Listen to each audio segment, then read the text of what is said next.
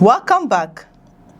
The detention of former Kaduna State Governor Nasir el-Rufai has taken another dramatic turn after his family made an emotional public appeal to President Bola Tinubu, urging him to ensure that the former governor receive what they describe as his constitutional rights and a fair judicial process.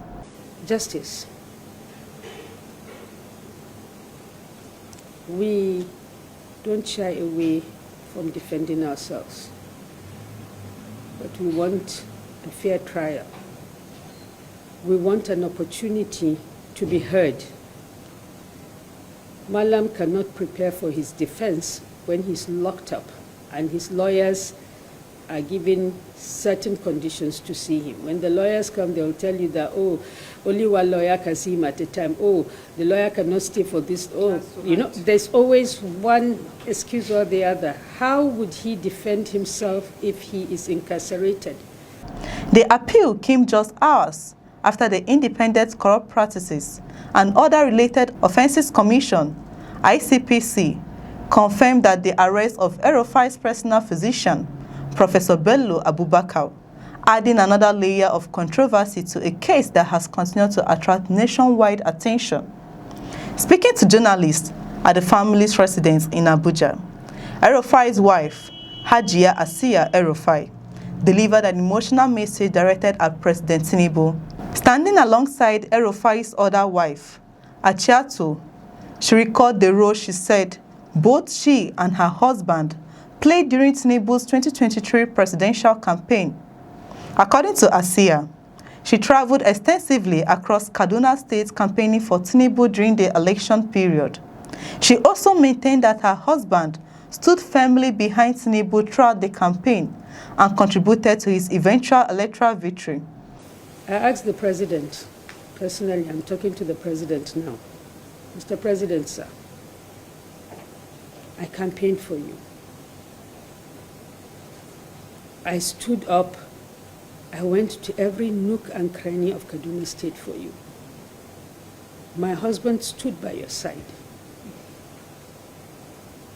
Is this what our family deserves? The ball is in your court, Mr. President. All this can stop if you can say a word. We believe that you are a father, and we know you can empathize. Despite the emotional nature of her appeal, Asiya insisted that the family was not asking the president to interfere with the legal process or prevent the prosecution of her husband. Instead, she said they were asking that el-Rufai be afforded the same constitutional protections guaranteed to every Nigerian citizen. She stated that the family supports the rule of law and believes that the courts should ultimately determine whether el-Rufai is guilty or innocent. Let them give him a bail that he can afford. If he is guilty, let the courts decide. If he is innocent, let the courts decide. However, she argued that he should first be granted the opportunity to defend himself adequately by enjoying access to legal counsel, family members, appropriate medical treatment, and bail on reasonable conditions. According to her, please let him go free. I am not asking you to tell them not to prosecute him, but we are asking you to allow him the basic human rights that the Constitution you swore to uphold and defend guarantees. The family's concern extends beyond the legal proceedings themselves. Asiya alleged that el-Rufai has experienced deteriorating health while in detention. She claimed that the former governor suffers from high blood pressure and elevated blood sugar levels and requires regular medical attention from his personal physicians. According to the family, restrictions placed on access to his preferred medical team have heightened concerns about his well-being. They further alleged that el-Rufai has been denied consistent access to his doctors, raising fears that his medical condition could worsen if proper treatment is delayed. The controversy deepened following confirmation by the ICPC that Professor Bello Abubakar, el-Rufai's personal physician, had also been arrested. Although the commission confirmed the arrest, the development immediately generated fresh questions from the former governor's family regarding the circumstances surrounding the doctor's detention. Asiya questioned reports that Professor Bello Abubakar was prevented from seeing her husband because of instructions allegedly issued by unnamed authorities. She said the family had been informed that orders from above prevented the doctor from having access to el-rufai for 24 hours. Speaking to journalists, she asked, "We were told that orders from above," said Professor Bello Abubakar, "cannot have access to anybody for 24 hours. Who is the above?" Beyond concerns about medical access, the family also alleged that restrictions have increasingly affected visits by relatives and legal representatives. According to Asiya, these limitations have made it difficult for el-rufai to consult adequately with his lawyers while preparing his defense.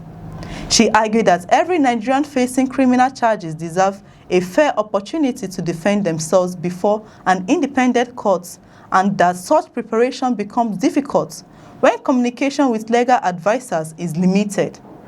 The family further expressed concern over what they describe as psychological pressure resulting from the detention.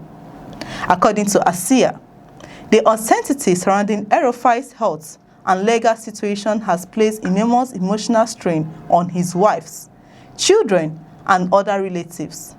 She said the family now lives in constant fear, worrying each day about his physical condition while remaining uncertain about what developments might occur next. Describing the emotional toll, she stated, "We, the family, are traumatized. We live in constant fear that we wake up and hear some bad news." She also suggested that the situation extend beyond the legal proceedings themselves, alleging that the restriction imposed on el-rufai amount to psychological pressure directed not only at him, but also at his family members. Share your views in the comments below. If you found this report informative, kindly like, share, and subscribe for more news reports. I'm Chidera Isom. Thank you for watching. We'll see you in the next reports.